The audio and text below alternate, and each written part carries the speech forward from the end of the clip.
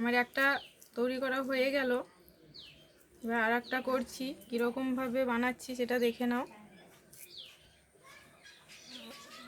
এটা গোটাটুকু দেব না, মাঝখানে দেব। মাঝখানে দিয়ে তারপরে এটাকে এরকমভাবে ভাঁজ করব। এরকমভাবে আস্তে আস্তে ভাঁজ করতে করতে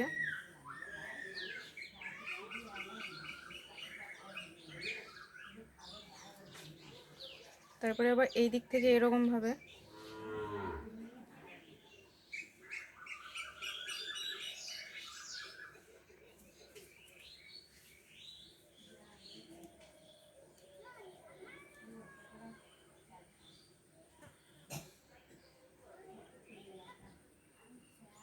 দেখলে কীরকমভাবে বানালাম। তো সেম ওই রকমভাবেই আমি সবগুলোকে বানিয়ে নেব।